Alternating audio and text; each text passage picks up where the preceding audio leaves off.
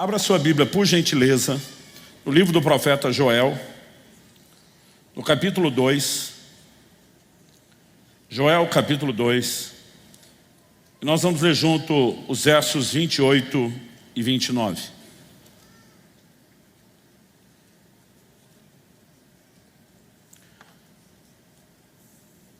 O texto diz assim: e acontecerá depois que derramarei o meu espírito sobre toda a carne.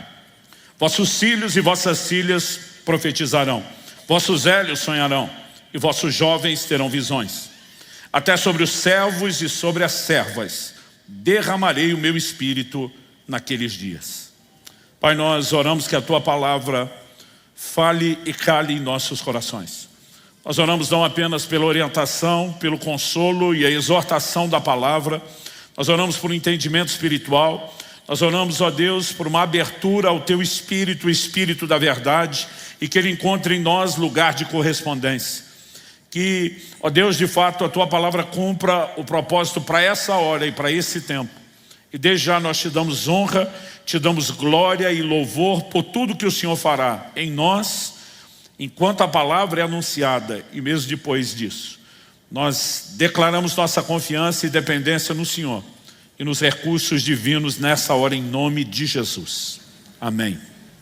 Bom, nós temos uma declaração do profeta Joel que, como veremos daqui a pouco, ela é citada e aplicada no Novo Testamento e no contexto da igreja. Em Atos, no capítulo 3, quando o apóstolo Pedro está pregando, ele diz, dos versos 19 a 21, arrependei-vos, pois, e convertei-vos, para que sejam cancelados os vossos pecados, a fim de que da presença do Senhor venham tempos de refrigério, e que envie Ele o Cristo, que já vos foi designado Jesus, o qual é necessário que o céu receba até os tempos da restauração de todas as coisas, de que Deus falou por boca dos seus santos profetas desde a antiguidade. Outra tradução, como a NVI diz no verso 21, é necessário que ele permaneça no céu, até que chegue o tempo em que Deus restaurará todas as coisas, como falou há muito tempo, por meio dos seus santos profetas. Eu quero fazer uma relação entre a profecia de Joel no Antigo Testamento e o evento ou advento da vinda de Cristo, nosso Senhor, que será o grande desfecho, da obra da redenção e de toda a revelação do novo nascimento. E a razão pela qual fazemos isso é baseada na declaração do apóstolo Pedro, também no livro de Atos. Porém, em Atos, no capítulo 2, então logo no dia de Pentecostes, o povo foi cheio do Espírito Santo, passaram a falar em outras línguas conforme o Espírito Santo concedia que falasse. Há uma multidão atônita assistindo aquele espetáculo divino, extraordinário. E a Bíblia diz que no verso 15, o apóstolo Pedro se levanta e ele declara: esses homens não estão embriagados, sendo ainda 9 horas da manhã, ou a chamada terceira hora do dia, que começava às 6 da manhã. E diz: mas isso é o que foi dito pelo profeta Joel. E no momento em que ele menciona a profecia de Joel, ele vai afirmar, verso 17, Atos 2, e acontecerá nos últimos dias, diz o Senhor, que derramarei do meu espírito sobre toda a carne. Vossos filhos e vossas filhas profetizarão, vossos jovens terão visões, sonharão os vossos velhos, e até sobre os meus servos e sobre as minhas servas derramarei do meu espírito naqueles dias e profetizarão. Aqui nós temos o texto de Joel 2, 28 e 29 que acabamos de ler. No entanto, se você ler os versos 30 e 31 lá de Joel, você vai perceber que Pedro também o citou aqui. Agora no verso 19 até o 21, nós temos a citação lá dos versos 30 a 32, na verdade, Joel 2. Mostrarei prodígios em cima no céu, sinais embaixo na terra, sangue, fogo e vapor de fumaça. O sol se converterá em trevas e a lua em sangue, antes que venha o grande e glorioso dia do Senhor. E acontecerá que todo aquele que invocar o nome do Senhor será salvo. Todas essas declarações são extraídas do livro de Joel, da profecia e aplicadas. Mas por que eu fiz menção de Pedro depois dizendo que convém que os céus recebam esse Jesus que ele está anunciando? Até o tempo da restauração de todas as coisas de que ele falou pela boca dos seus santos servos, os profetas. Porque o que a Bíblia está sinalizando é que antes da vinda de Cristo, haverá não só o cumprimento de profecias que estamos aguardando ser cumpridas, mas haverá restauração de profecias que já foram cumpridas e terão cumprimento replicado. E uma delas é essa de Joel, capítulo 2. Como que nós podemos saber disso? Desde a minha adolescência, eu lembro que não havia reunião, congresso, ambiente de avivamento, que Joel capítulo 2 não era citado, pregado, falado, cantado, orado, né? Porque de fato ele sinaliza doutrinariamente um evento poderoso e extraordinário que nos aguarda. Então Joel nos seus dias diz, acontecerá depois. Se você olhar a profecia de Joel lá no capítulo 2, e nós vamos ver daqui a pouco alguns versículos antes, Joel está profetizando para o povo dos seus dias, aqueles que eram os seus contemporâneos. Mas ele diz que aquilo que Deus faria não se limitaria aos seus dias. Ele diz, acontecerá depois.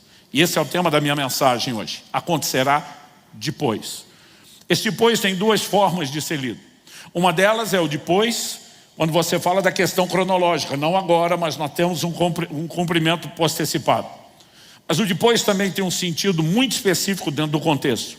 Deus estava chamando o povo ao arrependimento, à santificação, à consagração, por meio da oração, por meio do jejum.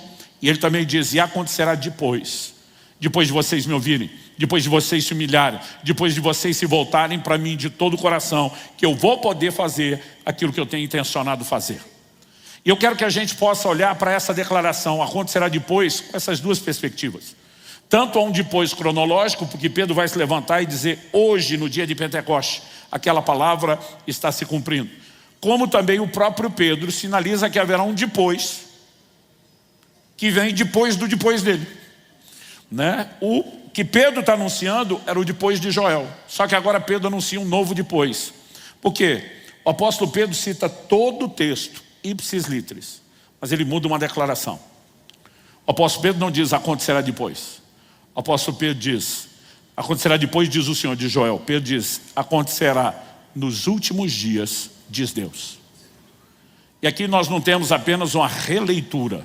O que nós precisamos entender é que nós temos uma nova aplicação profética. E para que a gente possa entender esses desdobramentos, o que aconteceu no dia de Joel, o que vai, né, se concretizar depois no dia de Pentecostes, e o que nos aguarda para os últimos dias, nós precisamos começar primeiro nessa construção do próprio livro do profeta Joel. Quando você olha para a situação que eles estavam vivendo, o povo havia se afastado do Senhor, havia pecado, e as inevitáveis consequências do pecado estavam se manifestando. Através de Moisés, tanto no livro de Levítico como no livro de Deuteronômio, Deus havia dito que uma das consequências de quando eles pecassem e se afastassem do Senhor é que os céus se fechariam, se tornariam de bronze, não dariam chuva. Nos dias de Elias nós temos um evento de 3 anos e meio de seca, e Deus está dizendo, é por causa dos pecados de vocês que eu estou trazendo juízo. Só que aqui em Joel capítulo 2, se você quiser me acompanhar na leitura, no verso 12, nós vemos Deus dizendo, ainda assim, agora mesmo, diz o Senhor, convertei-vos a mim de todo o vosso coração, isso com jejuns, com choro e com pranto. Rasgai o vosso coração e não as vossas vestes.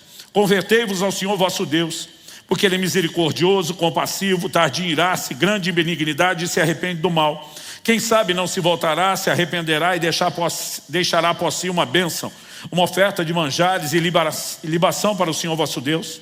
Tocai a trombeta em Sião, promulgai um santo jejum, proclamai uma assembleia solene, congregai o povo, santificai a congregação, ajuntai os anciãos, reuni os filhinhos e os que mamam. Sai o noivo da sua recâmara e a noiva do seu aposento. Chorem os sacerdotes, ministros do Senhor, entre o pórtico e o altar, e orem. Poupa o teu povo ao Senhor, e não entregues a tua herança ao opróbrio, para que as nações façam escárnio dele, porque hão de dizer entre os povos, onde está o seu Deus? Deus está chamando o povo a um lugar de arrependimento, de santificação, de consagração, de jejum, de oração, intercessão, de lamento. E Ele chama o povo a uma oração para que haja restauração, que o teu povo não seja objeto de escárnio das nações. E aí o que acontece? O verso 18 diz, então o Senhor se mostrou zeloso da sua terra e compadeceu-se do seu povo. Aqui a história começa a mudar. No verso 19 Deus diz, eu vos envio o cereal, o vinho e o óleo e dele sereis fartos, e vos não entregarei mais ao opróbrio das nações. Como que Deus ia mudar a condição deles? Ele termina no fim do verso 22, dizendo: porque o arvoredo dará o seu fruto, a figueira e a vide produzirão com vigor. Porque estavam numa época de fome, de escassez, era parte do juízo divino. Verso 23, alegrai-vos, pois, filhos de Sião, regozijai-vos no Senhor vosso Deus, porque Ele vos dará em justa medida a chuva. Fará descer como outrora a chuva temporã e a serôdia, ou como dizem as traduções mais novas, as primeiras e as últimas chuvas, ou como diz uma outra versão contemporânea, as de outono e as da primavera, como antes fazia. Deus está prometendo restaurar o ciclo e a estação das chuvas no seu devido tempo, para que com as chuvas haja abundância de mantimento. Verso 24, consequência das chuvas restauradas: as eiras se encherão de trigo, os lagares transbordarão de vinho e de óleo. Restituí-vos-ei os anos que foram consumidos pelo gafanhoto. 26, comereis abundantemente, vos fartareis e louvareis o nome do Senhor vosso Deus, que se ouve maravilhosamente convosco, e o meu povo jamais será envergonhado. 27, sabereis que estou no meio de Israel, e que eu sou o Senhor vosso Deus, não há outro, e o meu povo jamais será envergonhado. Agora Deus diz: primeiro vou restaurar as chuvas naturais, mas acontecerá depois que eu derramarei as chuvas espirituais. Derramarei do meu espírito sobre toda a carne. E aqui eu e você precisamos entender que a declaração depois não apenas se refere depois de vocês cumprirem o chamado que eu estou fazendo a voltar-se a mim de todo o coração. Não apenas se refere a um depois cronológico, mas uma transição das chuvas naturais, que seriam restauradas como um sinal, para aquelas chuvas espirituais que seriam derramadas. Porque isso nos dá toda uma capacidade de compreensão do que virá depois. Porque nós falamos que Pedro se levanta e ele diz: acontecerá nos últimos dias. Por que é que Pedro diz acontecerá nos últimos dias? Pedro está dizendo: o que está acontecendo hoje, o povo cheio do Espírito Santo, falando em línguas, nunca aconteceu antes. Isso é o cumprimento de Joel. Deus tinha prometido um derramar do Espírito Santo novo, nunca antes disso, sem precedentes, uma manifestação extraordinária da rendição a Ele, o fluir profético, a manifestação do sobrenatural. E essas coisas não aconteceram nos dias de Joel, não todas. A primeira parte natural sim, a espiritual não. Mas agora estão acontecendo no dia de Pentecostes. Mas a pergunta é: tudo que não aconteceu nos dias de Joel cumpriu-se no dia de Pentecostes? E a resposta também é não. Porque parte da profecia dizia o quê? Mostrarei prodígios no céu e na terra, sangue, fogo e colunas de fumaça. O sol se converterá em trevas e a lua em sangue, antes que venha o grande e terrível dia do Senhor. Essa expressão, dia do Senhor, quer seja no Antigo ou no Novo Testamento, se refere ao advento escatológico da vinda de Cristo. E ele está falando do desfecho da redenção. O próprio Jesus, em Mateus 24, 29, diz: logo em seguida, a tribulação daqueles dias, o sol escurecerá, a lua não dará sua claridade, as estrelas cairão do firmamento e os poderes dos céus serão abalados. Então aparecerá no céu o sinal do Filho do Homem, todos os povos da terra se lamentarão e verão o Filho do Homem vindo.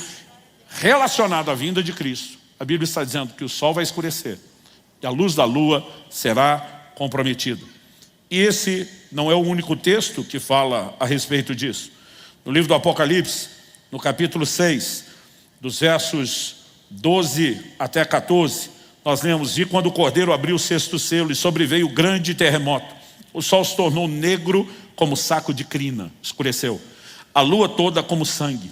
As estrelas do céu caíram pela terra como a figueira, quando abalada por vento forte, deixa cair os seus cigos verdes, e o céu recolheu-se como um pergaminho quando se enrola. Então todos os montes e ilhas foram movidos do seu lugar. O cenário de preparação para o retorno de Nosso Senhor está acontecendo. E novamente nós temos sinais: o sol escurecendo, a lua se convertendo em sangue. Então quando Pedro se levanta e diz: e acontecerá nos últimos dias, ele está dizendo que nós estamos vivendo aqui é apenas uma parte do cumprimento. Haverá uma restauração dessa profecia cumprida. Ela terá cumprimento replicado. Quando? Literalmente nos últimos dias, que antecederão o advento de Nosso Senhor. Agora, como Deus usa a figura das chuvas? E Ele aplica nessa alegoria as primeiras e as últimas chuvas. A chuva temporã e a serôdia né? Ou as de outono e primavera. O que significa isso? Quando Deus diz que Ele restauraria as estações, Ele está falando do ciclo correto das chuvas. As chuvas têm o seu tempo e as suas estações. Ainda que isso mude de lugar para lugar na terra, do hemisfério, existe um ciclo. Ciclo esse que é observado pelos agricultores. Então, normalmente, eles esperavam as primeiras chuvas, queriam amolecer o solo e tornar mais fácil o trabalho, não só de ará-lo, mas de semear e favorecer a frutificação inicial. Mas nunca se colhia antes das últimas chuvas, que por sua vez eram mais intensas e abundantes do que as primeiras.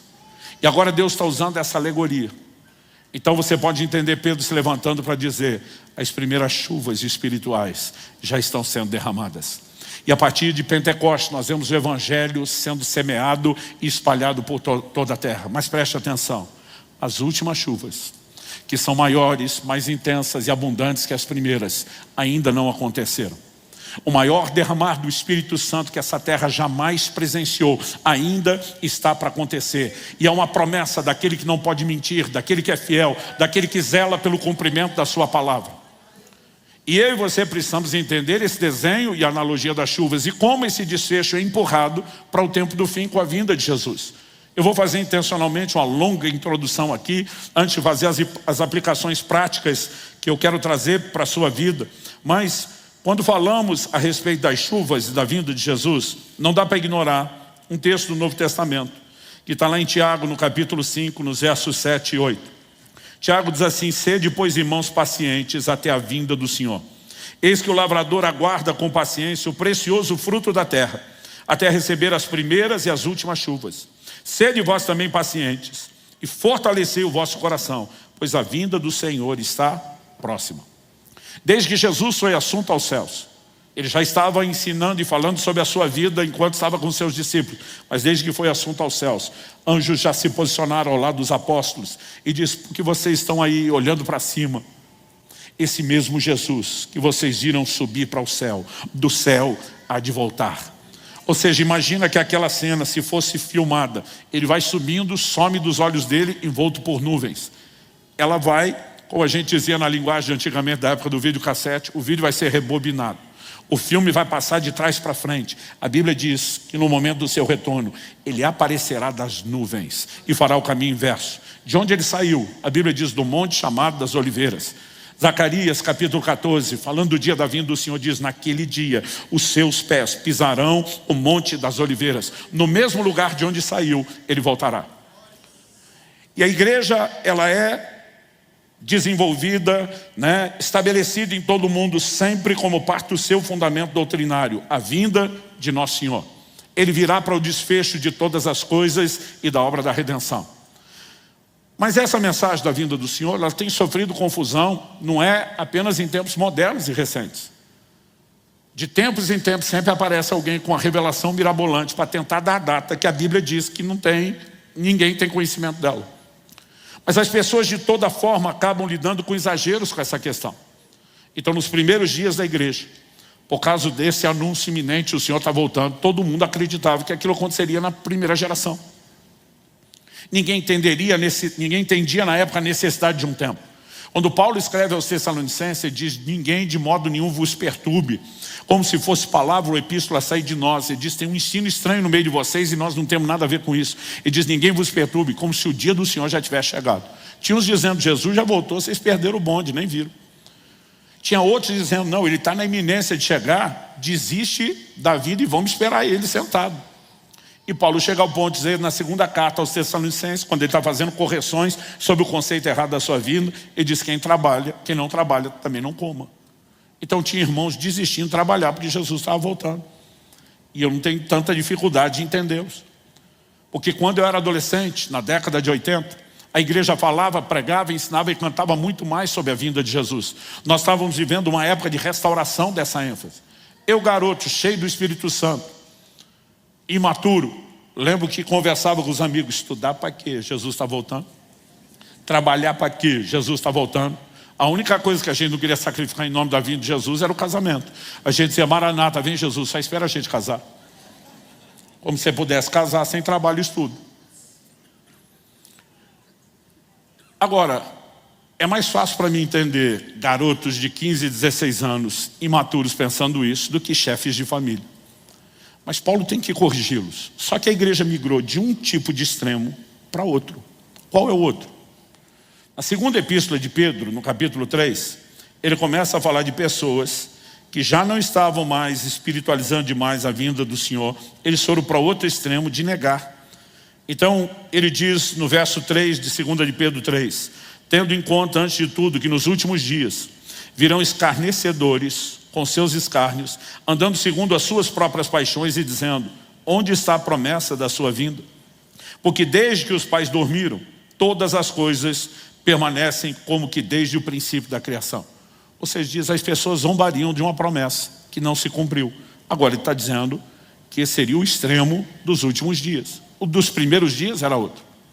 Então Tiago, que já está vendo a sinalização tanto de uma coisa como a migração do pensamento para outra, diz lá no capítulo 5, no verso 7, irmãos, sejam pacientes, segura aí.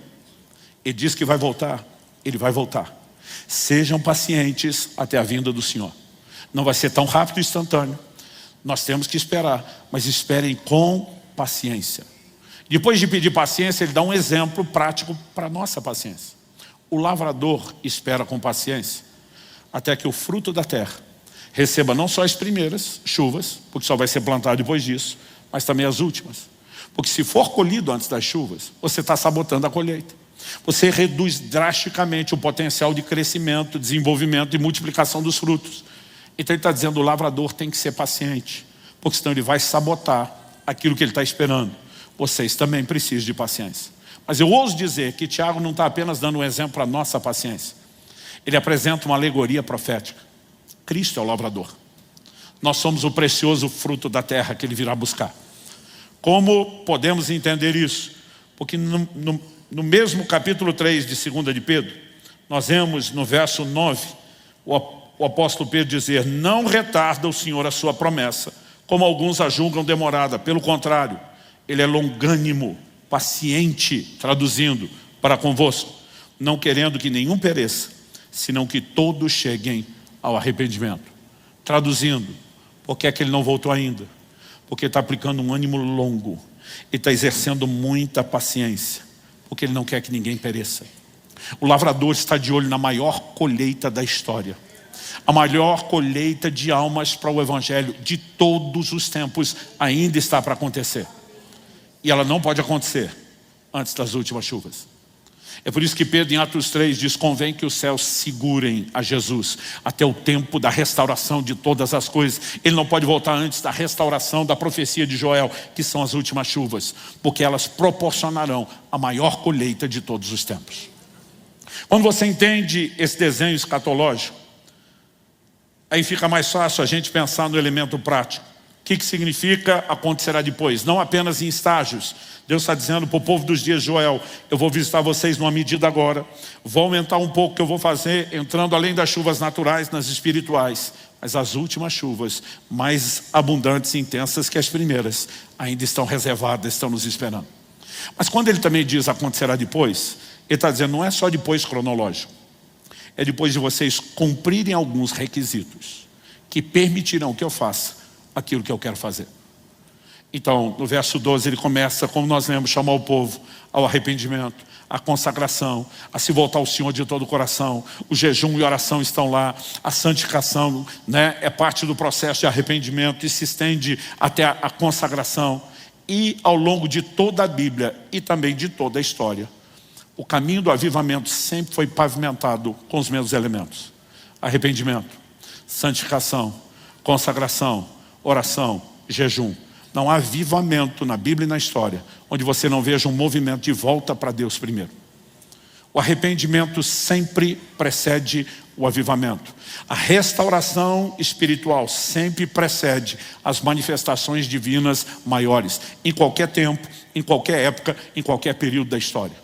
Então quando Deus diz acontecerá depois, não é apenas o depois em etapas cronológicas, mas é depois de vocês fazerem a sua parte. Eu vou insistir e repetir o que eu falei antes. O tema da minha mensagem hoje é e acontecerá depois. Basicamente Deus está dizendo, se vocês se esvaziarem por meio do arrependimento, abandonando as práticas de pecado, Se vocês se esvaziarem da carnalidade, voltando para esse lugar de consagração, se vocês se esvaziarem dos seus prazeres pessoais, Deus está chamando o povo para jejum. E não é só o jejum de comida. Deus está pedindo que eles deixem de lado várias formas de deleites, as crianças serem envolvidas no processo. Deus estende a visão do deleite quando ele diz: sai o noivo e a noiva da sua recâmara. Ele diz: qualquer momento em que vocês puderam celebrar a vida de vocês, a comunhão de vocês, pausa para tudo, voltem-se para mim de todo o coração. O primeiro tópico que eu quero explorar aqui é que Deus enche quem se esvazia de si. Nós precisamos entender que isso é recorrente ao longo das Escrituras. Porque não adianta apenas a gente cantar que o Espírito Santo será derramado. Não adianta apenas a gente pedir que Deus o faça. Nós precisamos entender que há uma dinâmica apresentada ao longo das Escrituras. Em Efésios 5,18, o apóstolo Paulo diz: não vos embriagueis com vinho, no qual há dissolução, mas enchei-vos do Espírito Santo. Ele disse que é o verdadeiro vinho celestial, larga o natural. Se esvazia de algo que está seduzindo, enganando, sabotando a sua alma, para que você possa ter o verdadeiro enchimento. Em João, no capítulo 4, quando Jesus chega em Samaria, especificamente na cidade de Sicar, junto ao poço de Jacó, ele encontra uma mulher para quem ele começa a falar, ministrar e se revelar. Jesus pede água e a mulher questiona: como que você, sendo judeu, pede beber a mim que sou mulher samaritana? Primeiro, era um homem se dirigindo a uma mulher. Naquela cultura não era comum. Segundo, judeus samaritanos não se davam, e o verso 9 explica isso. No 10 nós lemos: replicou-lhe Jesus: se conheceras o dom de Deus, e quem é o que te pede, dá-me de beber, tu lhe pedirias, e ele lhe daria água viva. A mulher está perdida com essa história. Mas no final das contas, não era eu que ia dar água para o Senhor, agora é o Senhor que vai dar água para mim? O verso 11 diz: respondeu ela: Senhor, tu não tens com que tirar, e o poço é fundo. Onde, pois, tens água viva? És tu, porventura, maior do que Jacó, nosso pai, que nos deu o poço, do qual ele mesmo bebeu, e bem assim seus filhos e o gado? Afirmou-lhe Jesus: quem beber dessa água tornará a ter sede. Aquele, porém, que beber da água que eu lhe der, nunca mais terá sede. Pelo contrário, a água que eu lhe der será nele uma fonte a jorrar para a vida eterna. Quando Jesus explica isso, verso 15, disse a mulher: Senhor, dá-me dessa água, para que eu não mais tenha sede, nem precise vir buscá-la. Ela não está entendendo ainda que Jesus está enfatizando algo espiritual. Mas ela disse: se tem uma água que eu bebo uma vez só, não tenho mais sede, eu fico feliz de escapar esse trabalho de carregar o cântaro d'água na cabeça todo dia por alguns quilômetros. Quando ela diz: me dá dessa água, para onde vai a conversa? Verso 16 a 18, disse-lhe Jesus: vai, chama teu marido e vem cá. Ao que lhe respondeu a mulher: não tenho marido. Replicou-lhe Jesus: bem disseste, não tenho marido, porque 5 maridos já tiveste, e esse que agora tens não é teu marido. Isso disseste com verdade. A mulher responde na hora: veja o que é esse profeta. Mas vamos entender o que está acontecendo. Ela diz: eu quero a sua água, eu preciso dessa água. Jesus diz: eu vim para dá-la, mas primeiro você vai ter que abandonar a sua vida de pecado. Em primeiro lugar, você vai ter que largar isso tudo que está enchendo, saciando falsamente a sua alma e enganando você a respeito daquilo que eu posso fazer. Mas em outras palavras, Jesus está dizendo: para que eu te enche, você primeiro vai ter que se esvaziar. Gente, preste atenção, o Evangelho tem sido pregado e anunciado desde o início. O livro de Hebreus diz que a salvação nos foi inicialmente anunciada por Nosso Senhor e depois continuada pelos apóstolos. Qual era a mensagem de Jesus? A Bíblia diz que ele saía pregando o Evangelho e a mensagem era: número 1, arrependei-vos. Número 2, crede no Evangelho. Antes mesmo da chegada de Jesus para pregar o arrependimento, João Batista é enviado como precursor para preparar o caminho. Qual era a essência da mensagem de João Batista? Arrependimento. Jesus vem falando do mesmo arrependimento e também batizando como João batizava. E quando ele envia os seus discípulos, agora anunciar não apenas a morte, mas a ressurreição, ele manda que eles preguem o arrependimento a todas as nações. O arrependimento sempre foi o ponto de partida, antes mesmo da fé. A gente sabe que a salvação é pela fé, mas antes de anunciar o crede, primeiro era dito: arrependei-vos. E quando você olha para os rudimentos da doutrina de Cristo em Hebreus, não é diferente. Antes da fé em Deus, que está em segundo, daqueles 6 são listados lá. Número 1, arrependimento de obras mortas. Mas de alguma forma, o evangelho moderno e contemporâneo, que vem se tornando cada vez mais antropocêntrico, nós estamos botando o homem no centro e tirando Cristo de lá, ele tem suprimido a mensagem de arrependimento.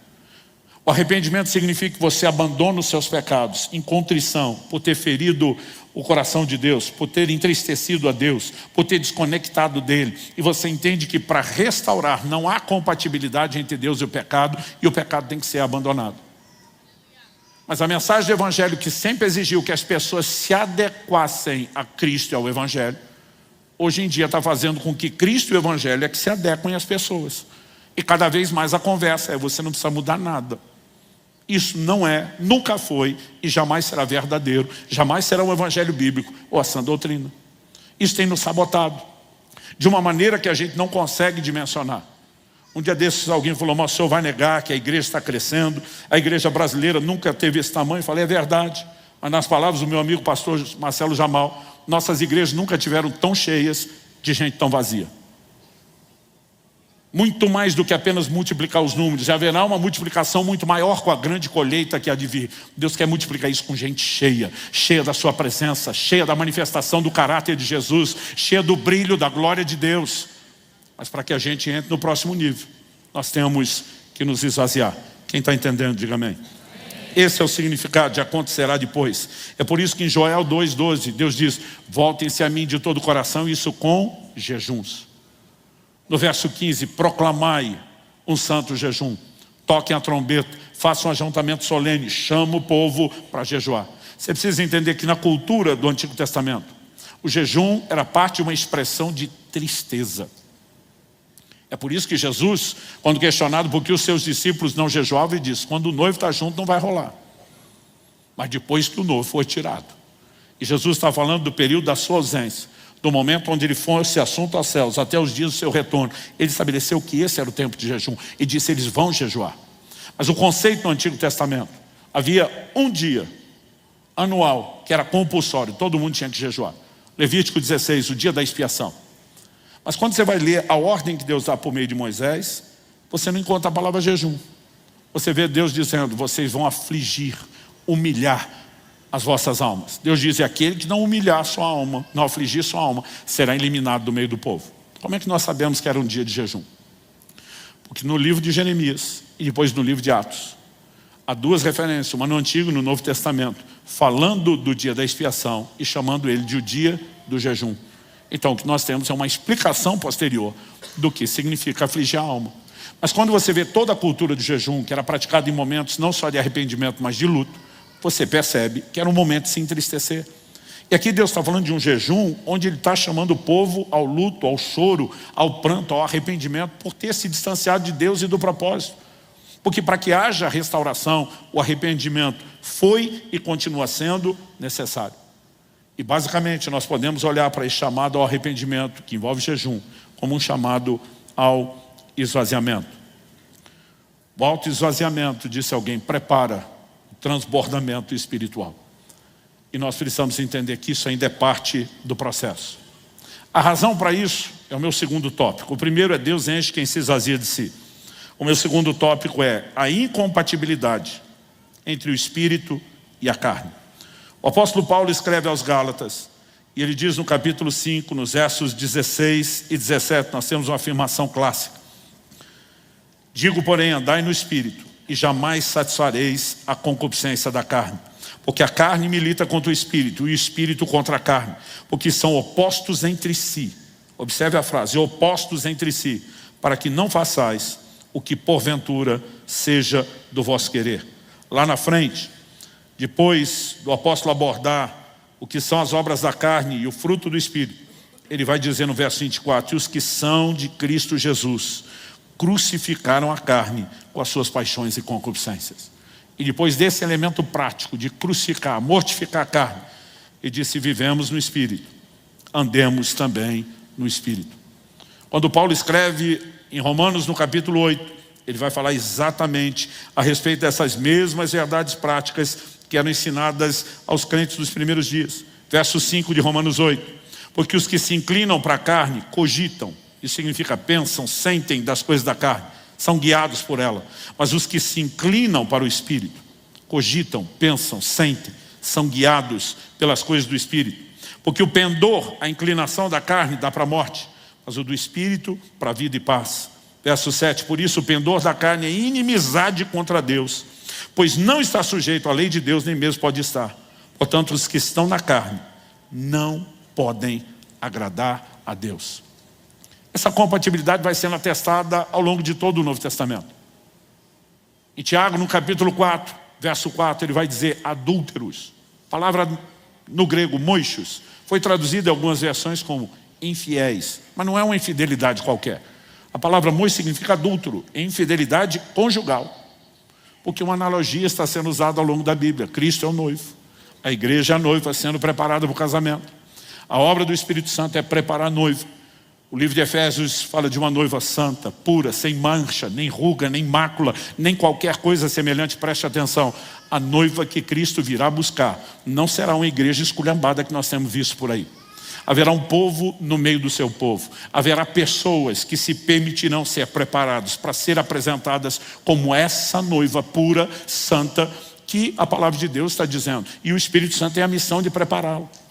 Mas em Tiago 4,4 ele diz, infiéis, adúlteros, vocês não sabem que a amizade do mundo é inimizade contra Deus? Qual a figura que ele estabelece? De um lado, ele põe a igreja como a noiva. Do outro, o Senhor Jesus como noivo. E quando a igreja deixa de ter olhos somente para o noivo e começa a mirar o mundo, um triângulo amoroso foi formado. E depois de usar essa figura, ele diz no verso 5, ou supondes que em vão diz as Escrituras que o Espírito anseia por vós até o ciúme. Quando eu e você tiramos os olhos de Jesus e começamos a flertar com o mundo, o Espírito Santo vai arder de ciúmes, porque ele não tolera. É por isso que a Bíblia diz, a amizade do mundo é inimizade contra Deus. A inclinação à carne é inimizade contra Deus, não são compatíveis.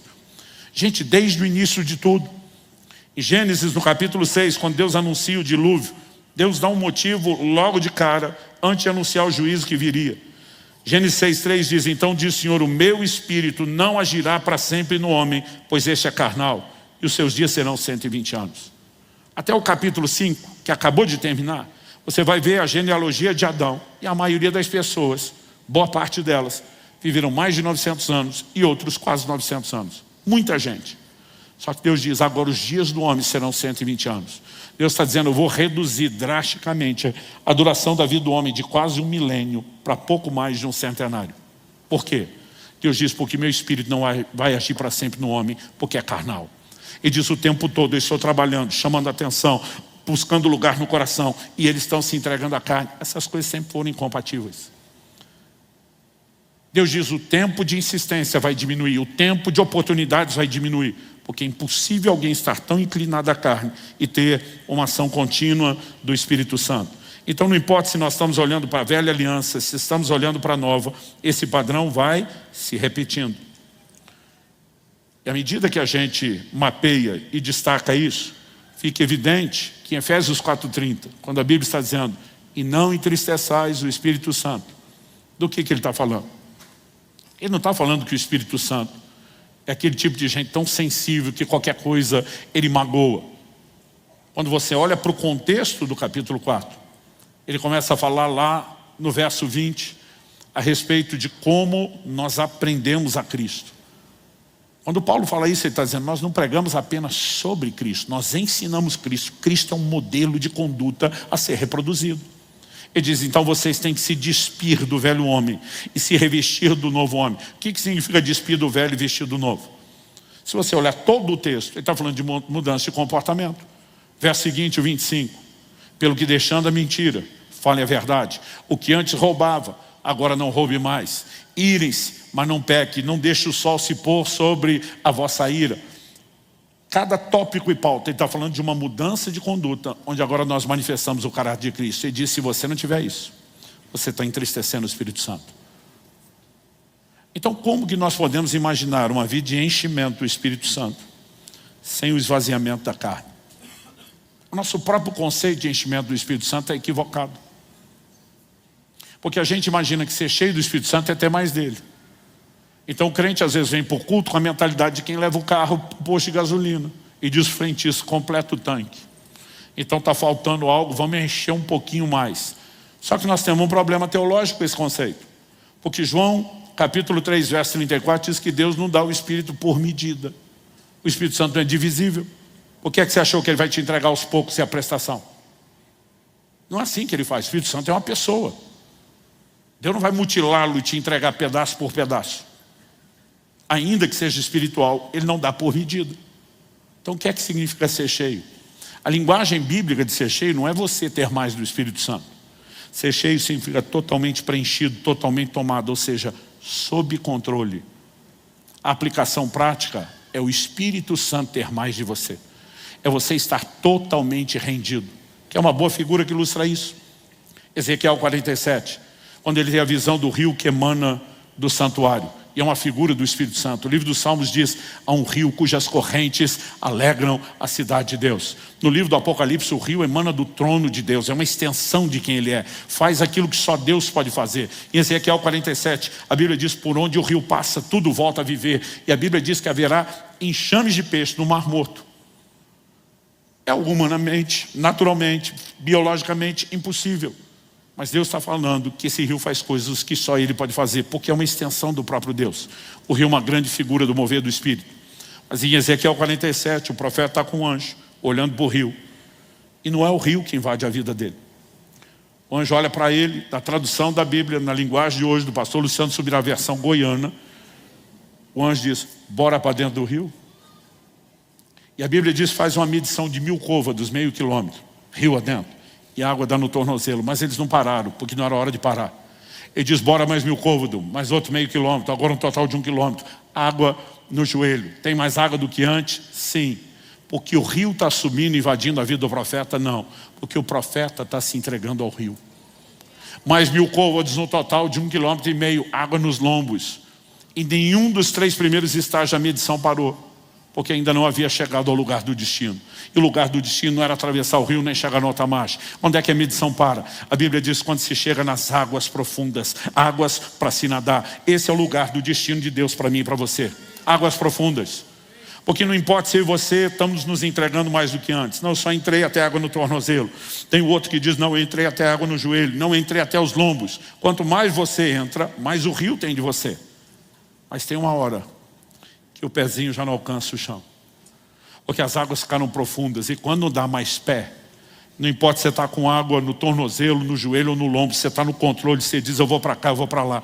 Mas a hora que não dá mais pé, você perdeu o controle, o rio assume o controle. Agora é o rio que te carrega, é o rio que te conduz. Todo o conceito de ser cheio do Espírito Santo não é você ter mais dele, é ele ter mais de você. E nós precisamos entender o chamado à rendição, o chamado à entrega, o chamado ao esvaziamento, o chamado à mortificação da carne, porque senão nós não vamos muito longe. Pastor, e o que isso tudo tem a ver com a profecia de Joel? Bom, nos dias de Joel, Deus está dizendo, para fazer o que eu vou fazer, começando das chuvas naturais, vocês precisam não só de arrependimento, mas de um ingrediente dentro de todo o combo de arrependimento, santificação e oração: jejum. Mas quando a profecia está para se cumprir de novo nos dias de Pentecostes, há um movimento de Deus. Os fariseus foram criticados porque se tornaram extremamente religiosos. Mas como todo o movimento de Deus, aquilo já foi algo inspirador um dia. E eles se tornaram a seita mais severa e zelosa dentro do judaísmo, porque um dia foram inspirados. E com eles começa a haver uma prática do jejum nunca antes vista.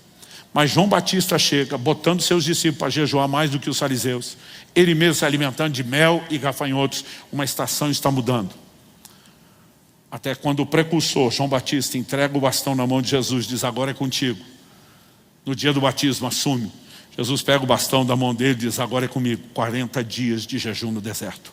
O jejum está sendo restaurado e o cenário para um novo cumprimento da profecia de Joel está sendo preparado. E aquilo vai acontecer novamente. Agora preste atenção. Se na primeira e na segunda fase da profecia de Joel não aconteceu aquilo sem jejum, o que te leva a acreditar que o último grande momento de desfecho, do derramar das chuvas, do lavrador que está pacientemente esperando, eu vou repetir o que eu falei no início, o maior derramar do Espírito Santo de todos os tempos ainda está para acontecer. E o lavrador está esperando as chuvas para a maior colheita de todos os tempos. Será o momento mais extraordinário da história do Evangelho de Jesus Cristo. E nós estamos na iminência de vivenciar coisas como essa. Estamos caminhando para lá. Se você estuda a história da igreja, dos primeiros séculos houve um grande mover do Espírito. Depois há declínio. Durante séculos e séculos. Até na história secular, quando se estuda a igreja, fora do meio cristão, ele se refere a um período de mais ou menos 1000 anos, como o período das trevas. Porque a igreja se perdeu completamente no propósito. Então, há 500 e poucos anos atrás, nós temos o chamado movimento da Reforma Protestante. Deus começou a restaurar muitas coisas, mas preste atenção, Ele não terminou. Ele ainda está restaurando. E Ele não está restaurando apenas doutrinas, práticas, Ele está chamando o povo a um lugar de profunda rendição e entrega. E nós não vamos voltar a viver só o que eles viveram no livro de Atos, nós vamos um pouquinho além. Nós vamos experimentar um derramar do Espírito Santo maior. E nós teremos uma colheita de almas muito maior do que qualquer outra que jamais foi vista. Agora, não pense você que tudo está pré-determinado, no sentido de cronologicamente está decidido. Esse é o dia tal. Jesus comparou os dias da sua vinda com o dilúvio. Quando é que o dilúvio veio? Quando a arca estava pronta. Quando é que Jesus volta? Quando a igreja estiver pronta. Algo que eu e você precisamos entender que o apóstolo Pedro fala sobre apressar o dia da vinda. Se esse é um dia fixo no calendário, não daria para apressar. Mas se eu e você correspondemos com Deus, para que Ele possa fazer mais depressa aquilo que Ele intencionou, então isso não precisa ser postercipado. Há décadas e décadas nós vemos as pessoas falando de avivamento no Brasil. Mas uma geração está empurrando com a barriga para outra, e a outra empurrando com a barriga para outra. E Deus está nos chamando para entrar num lugar de entrega, como nunca antes. Eu não sei você, mas isso é empolgante demais. Não apenas por ser algo único na história, mas pela cooperação com Deus, pelo cumprimento dos seus propósitos, pelo estabelecimento do reino, pela própria questão de simplesmente nos sujeitarmos ao chamado daquele que a gente chama de Senhor, mas também pelos seus resultados. Será algo extraordinário. Agora, você acha que o avivamento vai vir porque de vez em quando a gente canta a respeito disso? E vive uma vida carnal, distante de Deus, brincando com o pecado, sem temor de Deus? Não, gente, de forma alguma. E há uma voz profética nesse tempo, ecoando, e Deus está dizendo: voltem-se a mim de todo o coração. Arrependam-se, santifiquem-se, voltem-se a mim. Então vamos voltar no elemento do jejum. Porque em janeiro de 2022 eu fiz uma promessa aqui para vocês. Vocês me veriam jejuar como nunca antes. E que eu ia ensinar a ponto de perturbar vocês sobre o assunto como nunca antes. Essa semana eu iniciei meu 9º período de um jejum de 40 dias. E eu tenho me dedicado a isso. Pelo entendimento do que vai produzir na minha vida e do que isso pode produzir coletivamente. A maior parte dos crentes não jejua. Toda pesquisa e enquete que a gente faz é assustadora. Sempre, no mínimo 60% dos crentes vão dizer que nunca jejuaram um dia na vida. Aí dos que jejuaram, você tem de vez em quando alguns que fizeram alguma coisa, poucas vezes. Quando nós vamos entrar em recorrente e prolongado, então nem se fala. Agora, já não há ainda, porque Deus vai restaurar isso, uma cultura forte de jejum. Entre os que jejuam, tem muita gente fazendo do jeito errado. O que é o jeito errado? O meio onde se cultivou um pouco da cultura de jejum, o meio cristão, sempre foi o meio pentecostal. Mas a ênfase do meio pentecostal era: tem que pagar o preço, tem que sacrificar, quase como se o jejum fosse uma troca. Então eu fiz por merecer uma visitação de Deus. Isso não combina com a graça e a fé. No entanto, isso não elimina o jejum do Novo Testamento, porque Jesus disse que depois que o noivo fosse tirado, quando ele partisse, era para agora, era para esse tempo da graça, do início da sua ausência até os dias do seu retorno. Mas qual é o papel do jejum? Nós podemos aprender algo com aquele que é o modelo e o exemplo, o Senhor Jesus. No final do jejum, quando o diabo disse para ele: transforma essas pedras em pães. O diabo não estava tentando Jesus a quebrar o jejum, ele já tinha terminado os 40 dias. A Bíblia diz que ele teve fome. Eu tenho repetido aqui várias vezes, a fome que ele teve não foi uma fome qualquer. Aquilo é fome literal, as reservas de gordura se acabaram. E agora vai começar o processo de inanição, consumo de tecido vivo. Então, diferente quando te dá o desespero de pular 1 ou 2 refeições, nós estamos falando de uma questão de sobrevivência. Mas a tentação não era meramente para comer, era a maneira de adquirir o alimento. Então o diabo disse: se você é o Filho de Deus, que o diabo está tentando haja como Deus e não como homem. Se Jesus fizesse isso, ele não seria o nosso representante legal para o sacrifício vicário na cruz. Mas o interessante é a resposta de Jesus. Ele só podia dizer, não, vim para agir como homem, permanecerei assim. Jesus olha e cita um texto bíblico. Nem só de pão viverá o homem, mas de toda a palavra que sai da boca de Deus. Ele está vivendo o mais desesperador nível de fome que o ser humano pode experimentar. Mas ele está dizendo para o diabo, eu tenho mais fome pelas coisas espirituais do que a pressa desse alimento que você está tentando me incitar, ainda que seja um caso de sobrevivência de vida ou morte.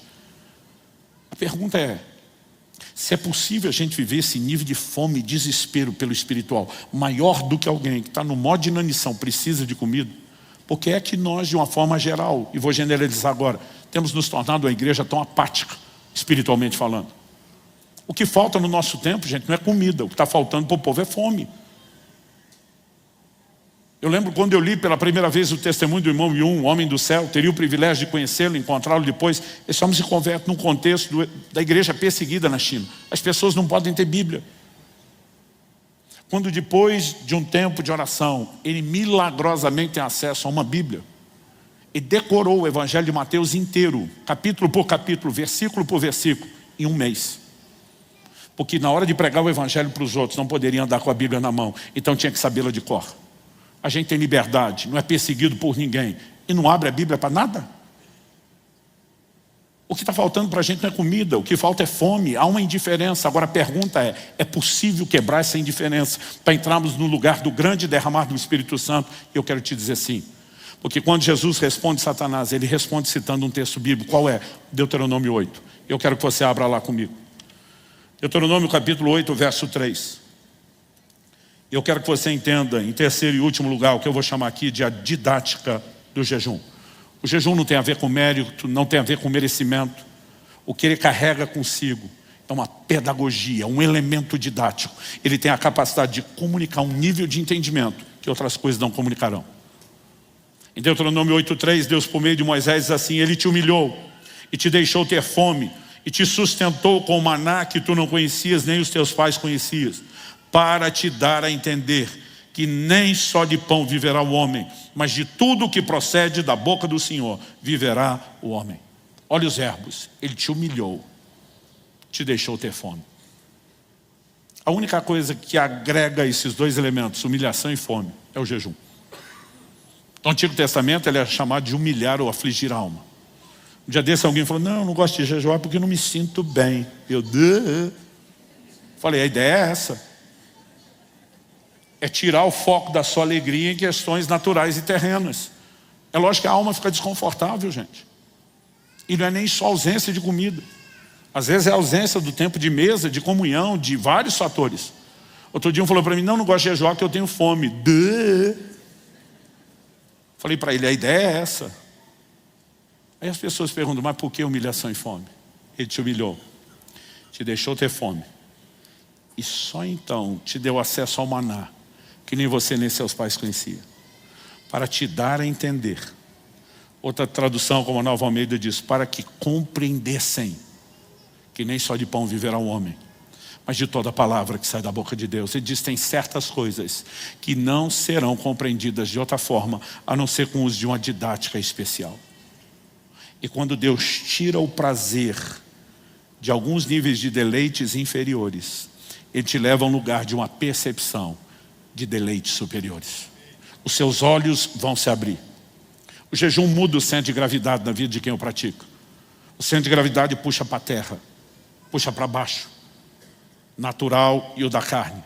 Mas no reino de Deus, o centro de gravidade puxa para cima. Buscar as coisas que são do alto, pensar nas coisas que são de cima. Eu sempre digo isso. Todo mundo que jejua com regularidade testemunha as mesmas coisas. O coração fica blindado contra a ofensa. As coisas materiais perdem absurdo, inexplicavelmente o seu valor. Por quê?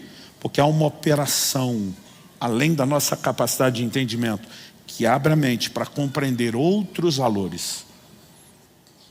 Há uns 2 anos e pouco atrás, um gigante espiritual dessa nação que eu respeito, nós estávamos num evento, ministrando junto, e ele não conseguia esconder dele, eu estava vários dias em jejum,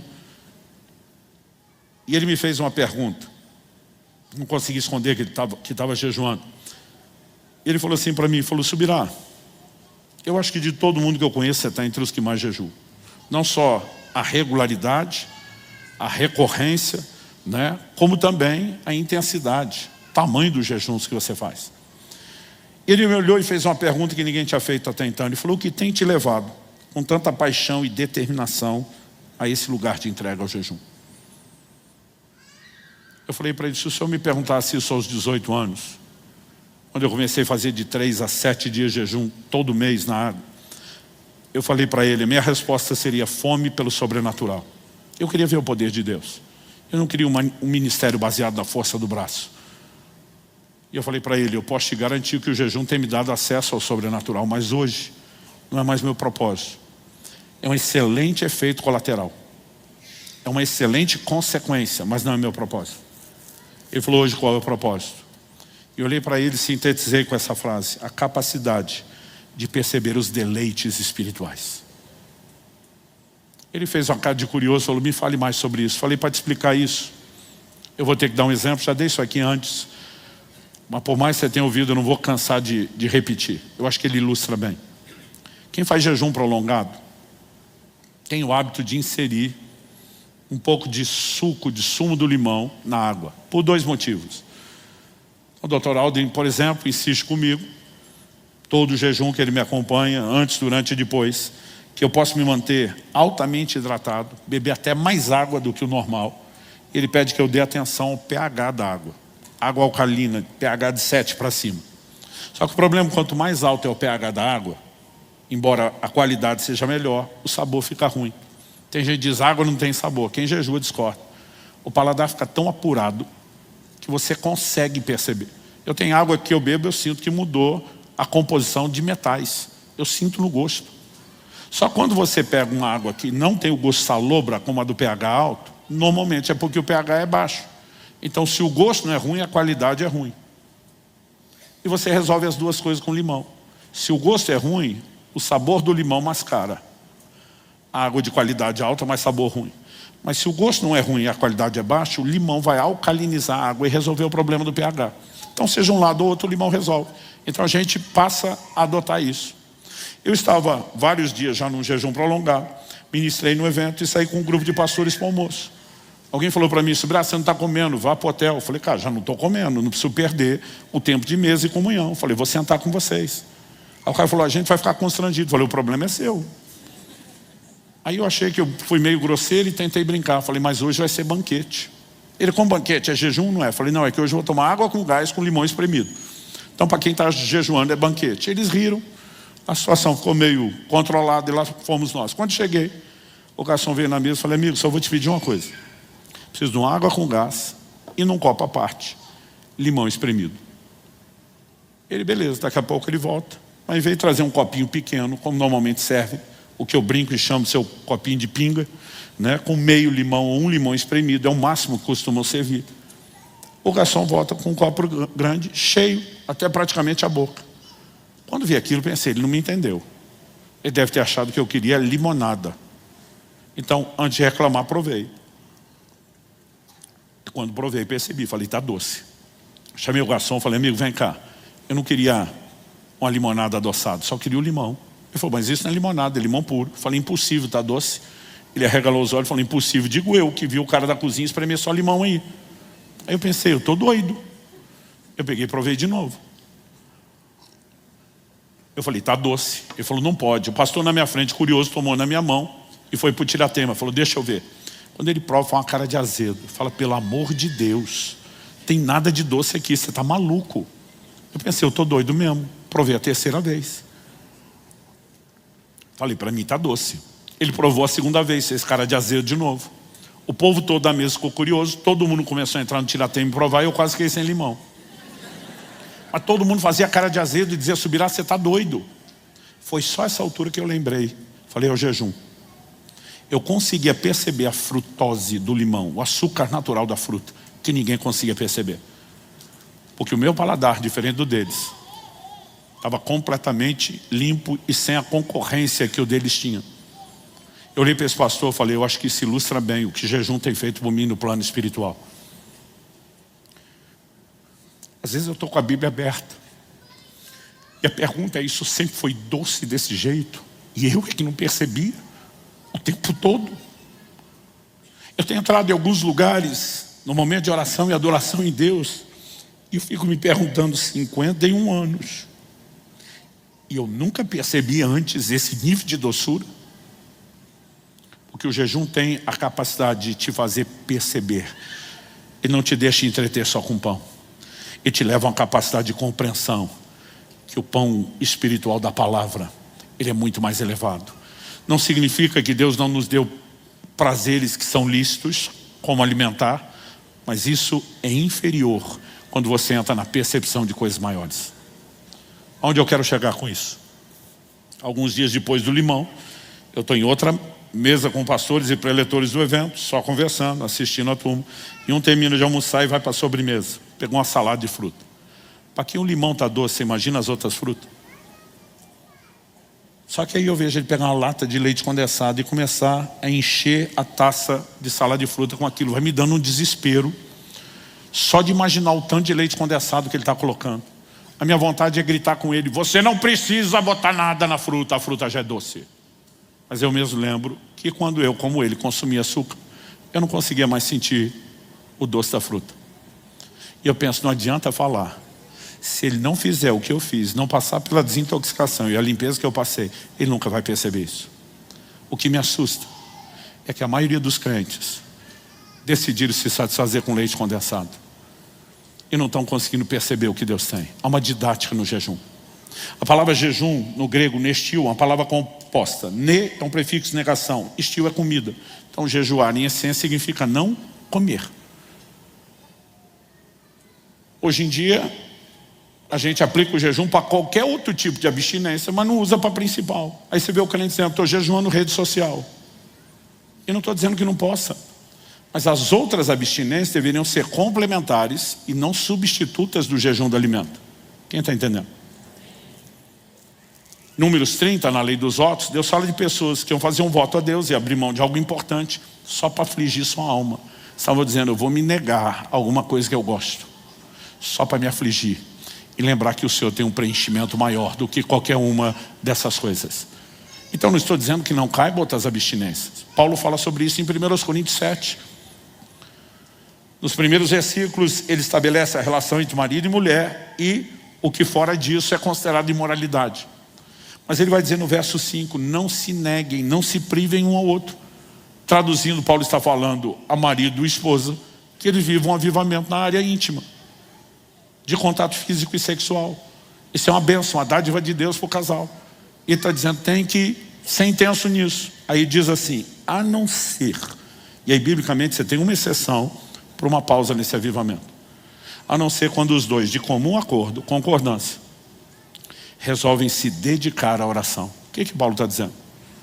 Que quando o casal está vivendo o avivamento íntimo deles, não pode orar? Não. Ele está dizendo que aqui a oração é mediana. E sabe o que ele está sugerindo? Dá uma pausa no leite condensado. Para resgatar a percepção do doce da fruta. Há um lugar mais profundo em Deus, que muitos de nós não temos conhecido ou temos perdido de vista. Quando Jó está dizendo, sai o noivo da sua recâmara, sai a noiva dos seus aposentos. E diz, essa festa é lícita, é bênção de Deus. Mas há momentos que se você quer entrar em deleites superiores, você precisa pausar isso. Ele não está falando de pausa permanente, ele está falando de pausa temporária. Mas esse é o poder da abstinência na prática da vida cristã. Não tem nada a ver com mérito, tem a ver com algo que vai abrir os seus olhos, que vai trazer percepção espiritual e vai te levar a experimentar coisas que você nunca experimentou. Então a pergunta é, queremos mesmo esse avivamento? Queremos mesmo o enchimento do Espírito Santo? Porque o caminho que pavimenta a chegada disso continua o mesmo. Assim como nos dias de Joel houve um chamado ao jejum. Assim como nos dias de Pentecostes ou que o antecederam, houve toda uma preparação. Me ouça com atenção. Deus vai restaurar. Eu não vou nem dizer só restaurar. Deus vai nos levar à cultura do jejum num nível nunca antes visto, para que a gente possa vivenciar essa dimensão de chuvas e de grande colheita, como também jamais foi visto. E se você quiser mais do que só brincar de ser crente, e ser crente de verdade, ao chamado do coração de Deus, voltem-se a mim de todo o coração. a um lugar mais profundo. Eu sei que hoje nós estamos dando alimento sólido e pesado para alguns digerirem. Mas nós também precisamos discernir. A Bíblia diz: quem tem ouvidos, ouça o que o Espírito diz. Há um ambiente, uma convocação profética nesse lugar. E Deus está nos chamando a entrar no lugar mais profundo. E eu quero provocar você a dar uma resposta a Ele. Vamos ficar em pé para parecer que está acabando?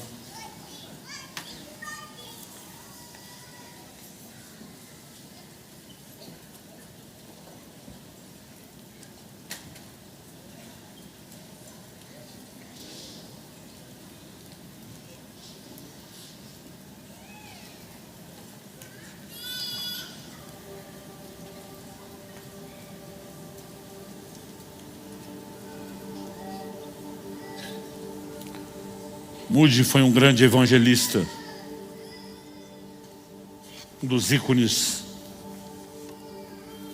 do ministério evangelístico nos Estados Unidos.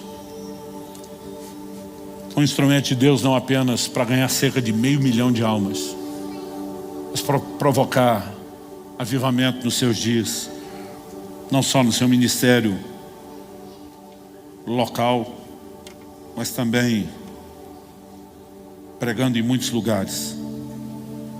Moody tinha uma declaração: Deus não despede ninguém vazio, exceto aqueles que são cheios de si mesmos. Mas se eu e você aceitarmos o chamado ao esvaziamento, haverá um novo preenchimento. Quem está entendendo? Eu gostaria que nós pudéssemos ter um tempo de oração. Alguns de nós precisamos começar respondendo a Deus agora mesmo, em arrependimento.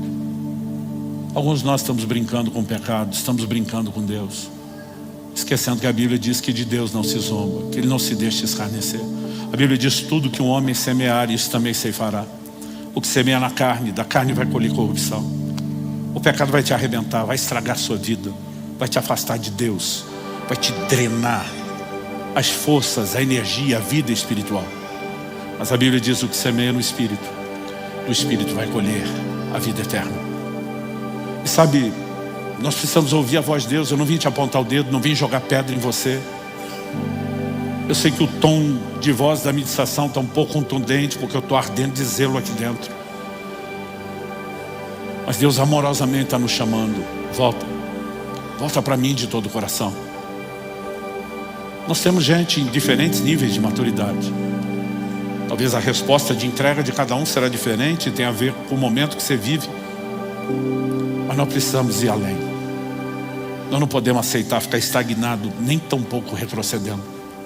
Nós precisamos ir além. Você recebe essa palavra? Eu gostaria que você começasse a falar com Deus. Eu pedi para você ficar em pé, mas faz isso como você achar melhor, em pé, sentado, e joelho no seu lugar, orando em voz alta, em voz baixa. Mas eu gostaria que nós tivéssemos alguns minutos de oração e rendição. Enquanto isso, os músicos vão ministrar, mas você não vai cantar com eles ainda. Mas daqui a pouco nós vamos fazer do cântico também uma oração e um clamor, para que o derramar do Espírito Santo venha, não só como na primeira vez, mas de forma ainda maior e intensa. E a gente não precisa apenas começar lentamente algo aqui que talvez só vai ser experimentado daqui a algum tempo. Você pode receber um toque marcante, poderoso, único, singular, sobrenatural ainda nessa reunião. Então desliga de quem está perto de você, mesmo marido e mulher. Vou pedir que cada um se coloque diante de Deus e ore por si. Fale com Deus agora, do seu jeito, da sua maneira. Espírito Santo, vem sobre nós. Sopra neste lugar teu fôlego de vida, como o Senhor soprou sobre aquela visão de Ezequiel 37 do vale de ossos secos. Mesmo sobre aqueles que se esfriaram, tropeçaram, que estão, ó Deus, sendo vítimas de uma prisão da carne e do pecado. Nós oramos que os olhos se abram. Nós oramos que o temor do Senhor toque o coração. Nós oramos que eles ouçam a sua voz. E como diz o livro de Hebreus, citando o Antigo Testamento: se hoje ouvides a sua voz, não endureça o coração. Que nenhum de nós ofereça resistência, mas que essa seja uma noite de arrependimento, de rendição, de entrega. E nós oramos, estende a tua mão, toca as nossas vidas, cumpre o teu propósito para esse tempo e essa hora. Nós clamamos por avivamento, nós queremos ir além, não queremos brincar de igreja nem de evangelho, nós queremos a plenitude de Deus e nós clamamos por isso. Vem sobre nós, Senhor, em nome de Jesus.